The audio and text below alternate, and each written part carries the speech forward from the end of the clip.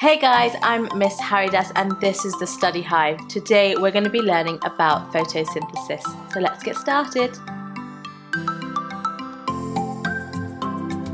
Before we get started, if you do enjoy these videos, hit the subscribe button to support us and you'll get up-to-date notifications on what we post.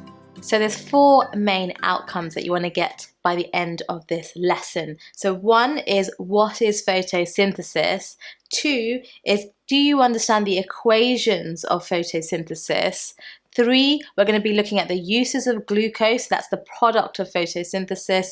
And to finish off with, we'll do some exam questions to really make you feel confident by the end of this session. So keywords just to kind of keep an eye out for are photosynthesis, chloroplast, glucose, and insoluble, and I will explain what those words mean in a moment.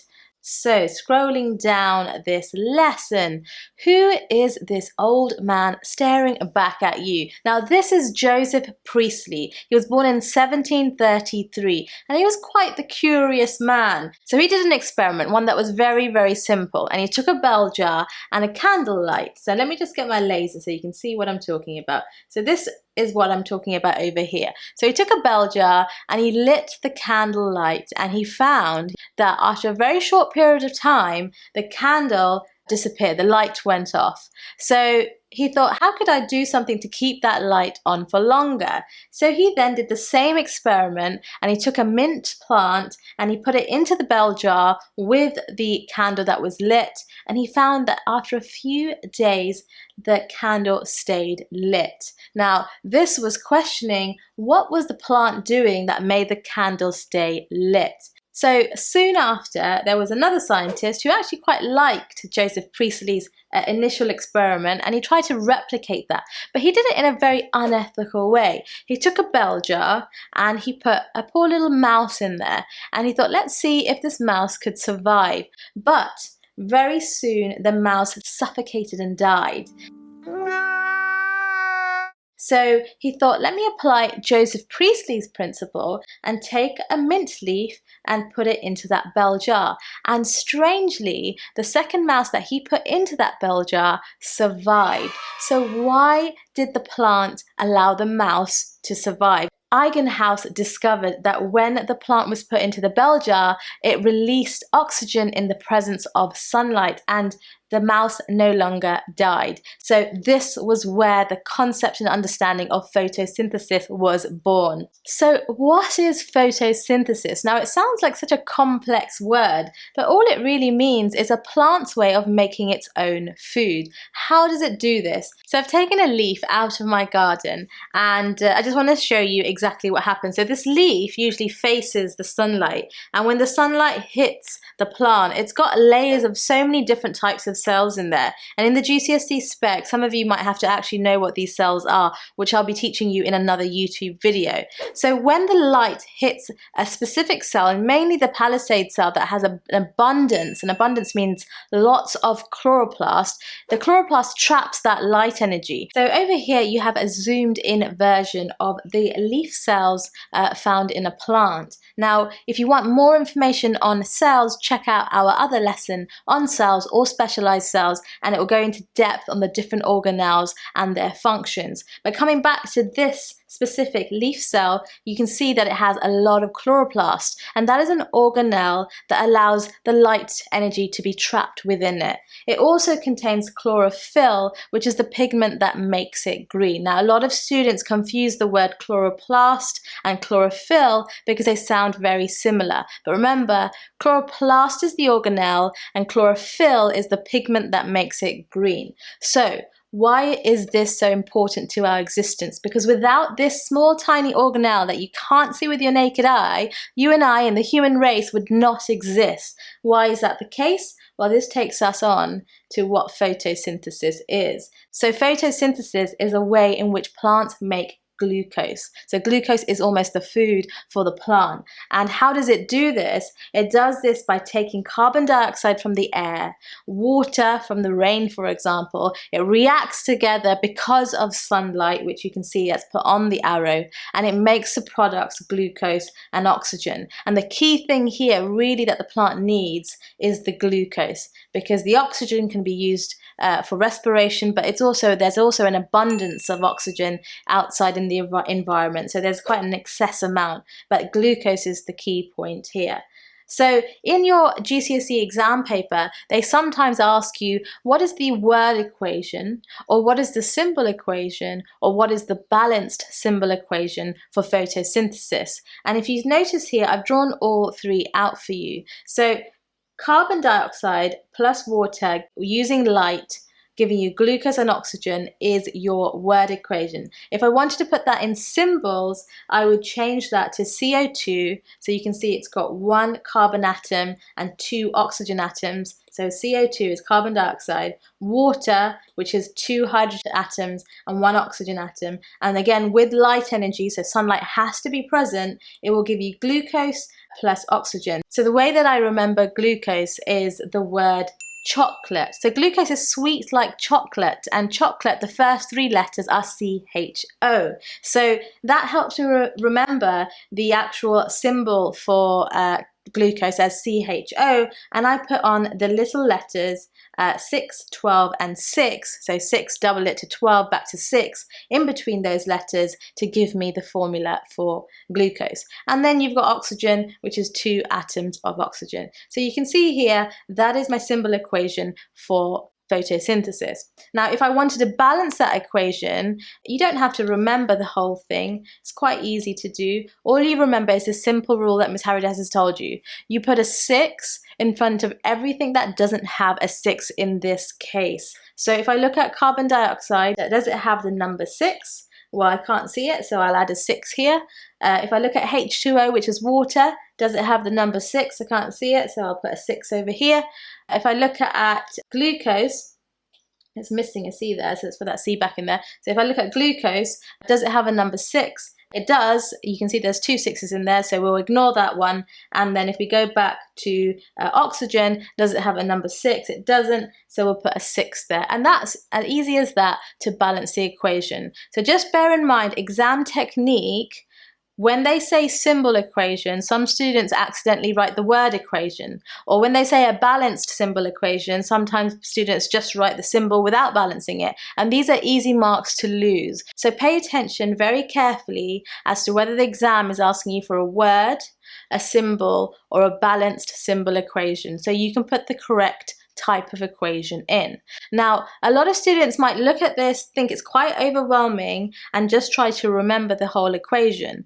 But revision and understanding is so much more if you understand the context of what this equation is trying to say. So this takes me on to the story of photosynthesis. Now, I've drawn a little flower here with the roots, and it's a rainy day, but the sun's also out, and there's a real reason I've done this, because I want to show you what this equation means. So if I look at carbon dioxide, which is the first thing over here, carbon dioxide is all around the atmosphere and the air around us. So if I put CO2, for example, right like that, now CO2 will diffuse into the leaf, from underneath the leaf, into these little holes which are called stomata, these little gaps underneath a leaf. So the CO2 will go in just into that direction. So the second reactant is water. So when it rains, you can see there's water droplets. It goes into the soil, and as it goes into the soil, it will diffuse via a process called osmosis. Now that's for another video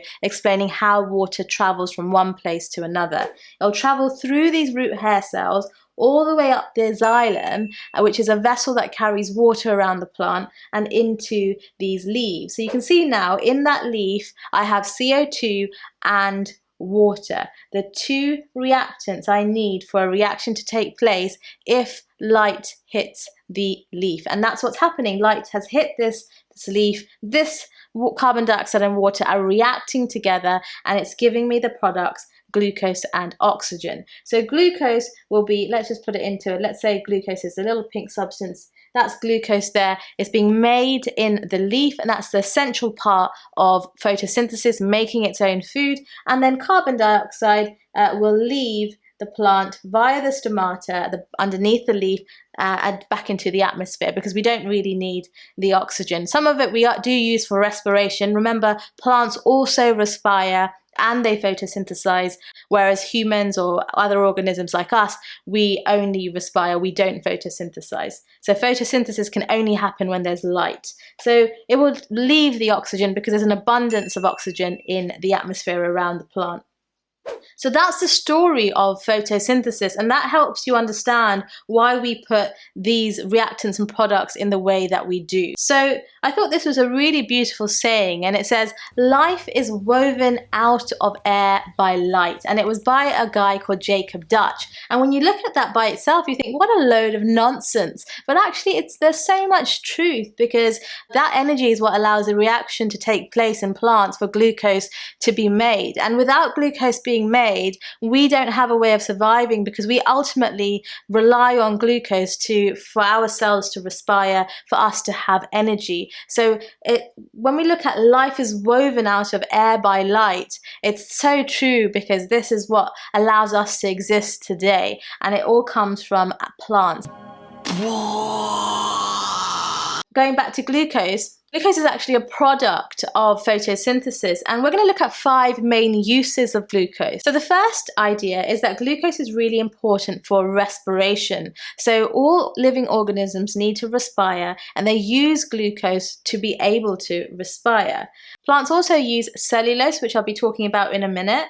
Glucose is used for starch. It's also used to make amino acids, and it's used to make oils and fats. So let's go into a little bit of detail as to how glucose is used for these things. So we'll start off with respiration. Now, if you know the equation for respiration, I can tell you, you do know the equation for photosynthesis, and vice versa. If you know the equation for photosynthesis, you know the equation for respiration. And why do I say that?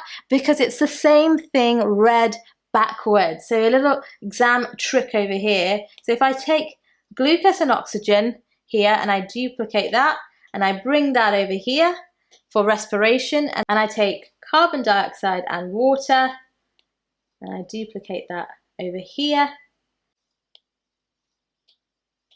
and I put a little arrow over here just like the one above, you can see I've literally rewritten the equation for photosynthesis backwards, and I have just made respiration take place. So the product over here of photosynthesis, which is glucose, is directly used to respire, and the whole point that we need to do that is because when they react together, we get energy, and energy is what we need. So that is why glucose is very important for respiration, because it's needed for the reaction to take place in order for organisms to get energy. So number 2 is, let's look at cellulose. So cellulose is actually the cell wall. If I show you the structure over here, the cell wall is made up of cellulose. And the cellulose, if you notice, I've actually taken the initial, if you look up here, the glucose structure I've drawn is a hexagon, like a hexose sugar. And I've literally just repeated that structure here to make a structure of cellulose. So cellulose is glucose repeated in such a way that it creates a strong cell wall, and it keeps that plant cell to be quite rigid. So that's another reason why glucose is really important, because it makes up the cell wall, which is made up of cellulose.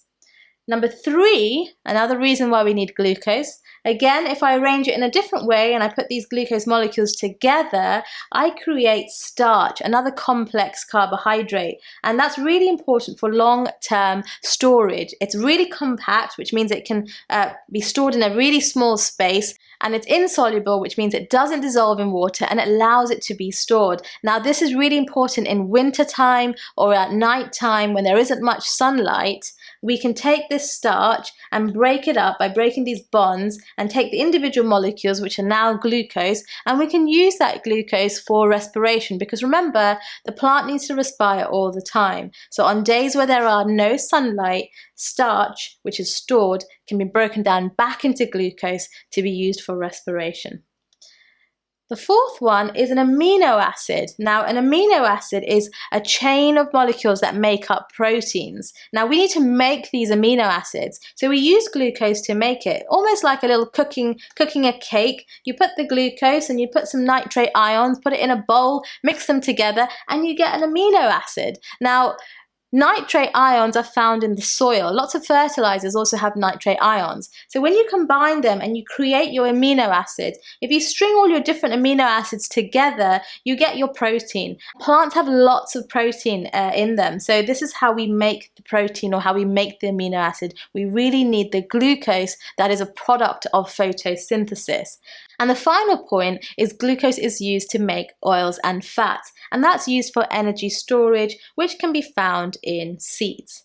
So those are your 5 uses for glucose. So if I just scroll back up and show you a summary of what we've just covered about glucose, glucose can be used for cellular respiration. It can be used to make cellulose, which is the cell wall. It can be used for starch, which is a storage molecule. It can be used to make amino acids, which is what makes proteins when you chain these amino acids together. And the final thing is it is used to make oils and fats. So glucose is essential in order for these processes to occur. So that's the lesson for you, and if you feel really happy with that, then have a go at these exam questions. So just pause the video, have a read of the questions, and see if you understand the content. So part 4A says green plants make their own food during the process of what? Is it A, diffusion, B, photosynthesis, or C, respiration? And you should have hopefully got the answer, which is photosynthesis, for 1 mark. Part B says this process can be summarized by the equation carbon dioxide plus water gives you glucose and what? Hopefully you did this with your notes closed, I'm sure you did, and the answer you should have got was oxygen. Part C is the energy needed for this process is trapped for the plant by what? So this is slightly harder. Is it chlorophyll, glucose, or light? And you should have got the answer glucose. That was a mistake. You should have got the answer chlorophyll. And the last part, D, some of the food made by plants is stored as insoluble. Remember, that means things can't dissolve in it. Which substances could they be? Is it the chlorophyll? Is it glucose? Or is it starch? And if you took it from the video previously, the answer you should have got was the answer starch. So if you got 4 out of 4, give yourself a pat on the back because you truly understand photosynthesis. So well done for that. So that was photosynthesis. I hope you enjoyed that lesson. Our next lesson is going to be factors affecting the rate of photosynthesis. It's an area that students really find difficult, looking at graphs and tables and trying to understand what they all mean. So I'm going to go into depth in trying to show you exactly how to read those graphs. So make sure you check that out. If you enjoy these videos and lessons, please subscribe to our channel, like and comment. We're also on Instagram every Thursday at 1 p.m. for you to ask all the questions you want and interact with us, and I will see you then. Bye!